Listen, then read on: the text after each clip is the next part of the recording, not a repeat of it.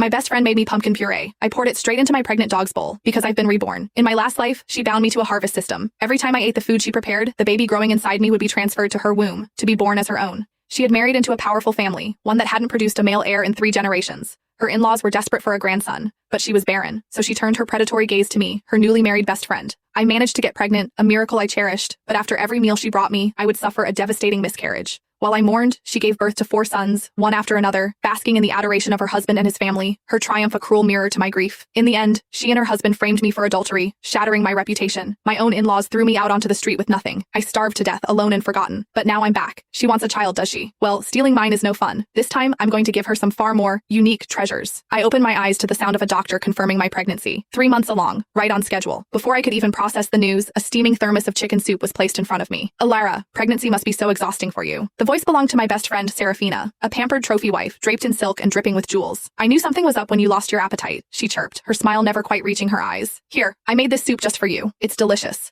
Go on, have a taste. I met her gaze, my jaw tight, and made no move to take the bowl. A sharp sigh came from my other side. It was my mother-in-law, rolling her eyes. Alara, what are you waiting for? Drink it. Don't be so ungrateful. Sarah is so good to you, always thinking of you. A nearby nurse chimed in. She's right.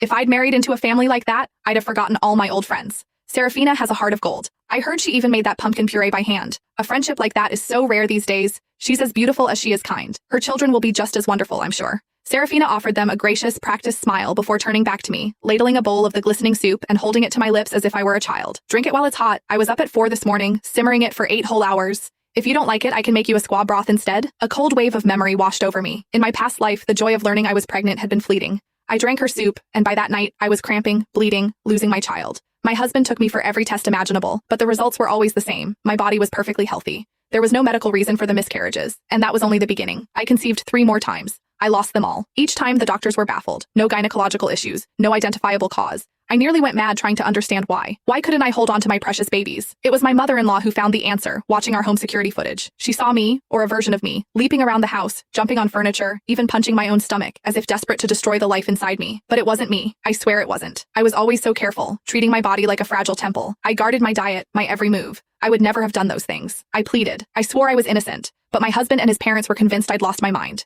They had me committed. The doctors diagnosed me with schizophrenia. Then, to seal my fate, a strange man appeared, claiming we were lovers. He told everyone the reason I'd killed my 4 unborn children was because I refused to give my husband an heir, saving myself for him alone. I was cast out, divorced, and stripped of every penny and piece of identification I owned. I died under a freeway overpass. My last sensation, the gnawing emptiness in my stomach. Only when my soul drifted free did I see the truth. It was all Serafina and the harvest system she had bound to me.